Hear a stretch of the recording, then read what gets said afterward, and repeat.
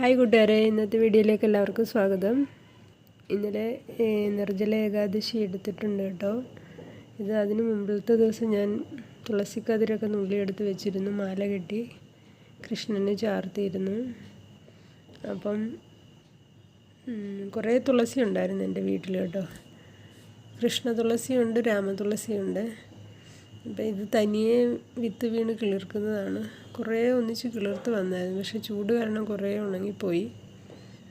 എങ്കിലും എനിക്ക് ലക്ഷ്മി പൂജ ചെയ്യാനും പിന്നെ ഇതുപോലെ ഏകാദശിക്കൊക്കെ മാല കെട്ടിയിടാനും ഒക്കെയുള്ള തുളസിയില ഇതിൽ നിന്ന് കിട്ടാറുണ്ട്. ഇതിപ്പം പുതിയതായിട്ട് കിളിർത്ത് വന്നതാണ്. ഇനി പുതിയ നമ്മുടെ ദീപം കൊളുത്തുന്ന കൃഷ്ണ തുളസി വെച്ച് ഞാൻ ദീപം കൊളുത്താറുണ്ട് സന്ധ്യയ്ക്ക്. അപ്പോൾ ആ തുളസി നല്ലതുപോലെ ഉണങ്ങിപ്പോയിട്ടുണ്ട്. അപ്പോൾ ഇത് പുതിയതായിട്ട് കിളിർത്ത് വന്നാൽ കുറച്ച് നട്ടെടുക്കണം. അതിൽ പിന്നെ മുമ്പലത്തെ ദിവസം ഞാൻ പിച്ചി വെച്ചിരുന്നതായിരുന്നു കേട്ടോ. ഇന്നലത്തെ ദിവസം എല്ലാം മാലയൊക്കെ കെട്ടിയിട്ടു. ഇന്നലെ വീഡിയോ ഇടാൻ പറ്റിയില്ലായിരുന്നു, നല്ല ക്ഷീണമായിരുന്നു. വൈകുന്നേരം ആയപ്പോഴത്തേനും അധികം വോയിസ് ഒന്നും കൊടുക്കാൻ വീഡിയോ എടുത്ത് വെച്ചിട്ടുണ്ടായിരുന്നു ഇത്, പക്ഷേ ഇതിന് വോയിസ് കൊടുക്കാൻ പറ്റാത്ത കാരണം ഞാൻ ഇട്ടില്ല. വൈകുന്നേരം ആയപ്പോഴത്തേനും നല്ല ക്ഷീണമായിട്ടുണ്ടായിരുന്നു. ഫുള്ള് വെള്ളമൊന്നും കുടിക്കാതുള്ള ഉപവാസം തന്നെയാണ്, നിർജ്ജല ഏകാദശി തന്നെയാണ് എടുത്തത്. ഈ കഴിഞ്ഞ ആഴ്ചയിൽ ഞാൻ എടുത്തിരുന്നു അത്. അപ്പം ഇത് 2ാം തവണയാണ് എടുത്തത്. ക്ഷീണം ഉണ്ടായിരുന്നു ചെറുതായിട്ടൊക്കെ. വൈകുന്നേരം ആയപ്പോഴത്തേനും നല്ല ഇതായി. പിന്നെ വേഗം നാമമൊക്കെ ചൊല്ലി പ്രാർത്ഥനയും പൂജയൊക്കെ കഴിഞ്ഞ്, വ്യാഴാഴ്ച അല്ലായിരുന്നു, അതും ഞാൻ ഈ കുബേര പൂജയൊക്കെ ചെയ്തിരുന്നു. അപ്പോൾ അതിന് ശേഷം പിന്നെ വേഗത്തിൽ കിടന്നുറങ്ങി. 9 മണിയായപ്പോഴേ കിടന്നുറങ്ങി അങ്ങ്. സാധാരണ ഞാൻ 10, 11 മണി 12 മണിയൊക്കെ ആകുമായിരുന്നു ഉറങ്ങാനായിട്ട്. ഹസ്ബൻഡ് ഡ്യൂട്ടി കഴിഞ്ഞ് വരാനായിട്ട് സമയമെടുക്കും. അപ്പം ലേറ്റായിട്ടാണ് ഞങ്ങൾ കിടക്കാറുള്ളത്. അങ്ങനെ ലേറ്റാകുന്നത്. പക്ഷേ ഇന്നലെ ഞാൻ നേരത്തെ കിടന്നുറങ്ങിയിരുന്നു ക്ഷീണം കാരണം. പിന്നെ രാവിലെ വെളുപ്പിനെ എണീറ്റ് നമ്മുടെ ബ്രഹ്മമുഹൂർത്ത വിളക്ക് കൊളുത്തി പ്രാർത്ഥിച്ചു. പിന്നെ അതിന് ശേഷമാണ് 6:30 കഴിഞ്ഞിട്ടാണ് ഞാൻ നമ്മുടെ തുളസി തീർത്ഥം കുടിച്ച് നമ്മുടെ ഉപവാസം വിട്ടത്. അങ്ങനെ 2ാം തവണയും നിർജ്ജല ഏകാദശി എടുത്തിട്ടുണ്ട്. നാട്ടിലൊന്നും ഇത് അത്ര ആൾക്കാർക്ക് അറിയില്ല, ആരും ചെയ്യാറില്ല. എനിക്ക് തോന്നുന്നത് നോർത്ത് ഇന്ത്യൻ സൈഡിലാണ് കൂടുതലും ഈ നിർജ്ജല ഏകാദശി ആൾക്കാർ എടുക്കാറുള്ളത്. സൗത്ത് സൈഡിലോട്ട് അധികം ആരും ചെയ്യാറില്ല. പ്രത്യേകിച്ച് നമ്മുടെ കേരളത്തിലുള്ളവരിത് ചെയ്യാറേ ഇല്ലെന്ന് തോന്നുന്നു. നോർത്ത് ഇന്ത്യയിലെ സ്ത്രീകളും മിക്കവാറും ആഴ്ചയിലെ എല്ലാ വ്രതങ്ങളും എടുക്കാറുണ്ട്.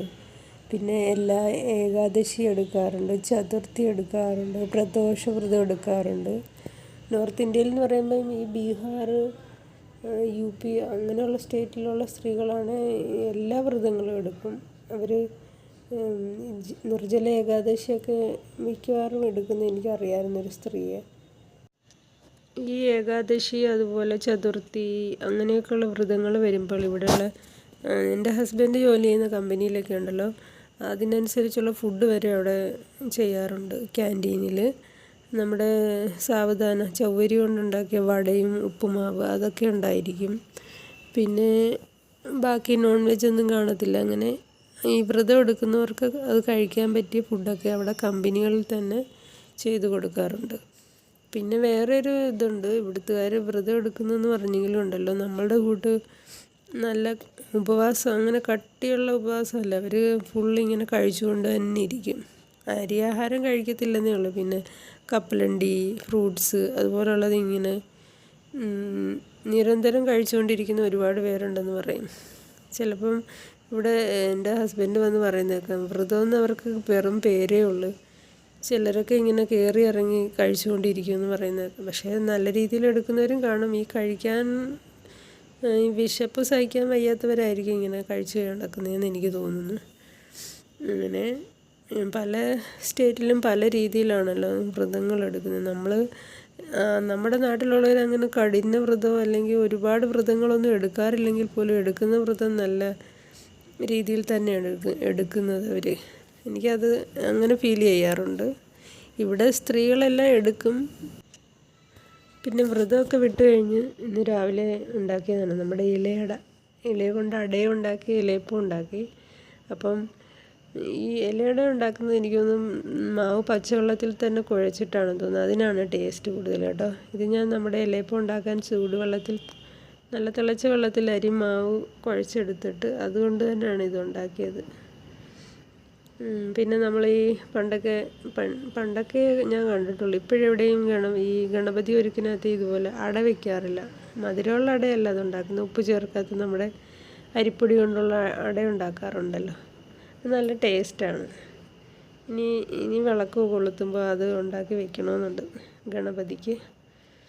പിന്നെ അങ്ങനെ ഇതുണ്ടാക്കിയതാണ് കേട്ടോ. ഉപവാസമൊക്കെ കഴിഞ്ഞ് നല്ല ക്ഷീണത്തിലാണെങ്കിൽ പോലും ഇത് ചെയ്യുന്നതിന് കുറച്ച് സമയം വേണമല്ലോ. ഇങ്ങനെ ഇലയിൽ പരത്തി ശർക്കരയും ഇതെല്ലാം കൂടെ വെച്ച് കുറച്ച് നേരം നിന്ന് ചെയ്യണം. എന്നിട്ട് ഞാൻ അതാണ് ഉണ്ടാക്കിയത്.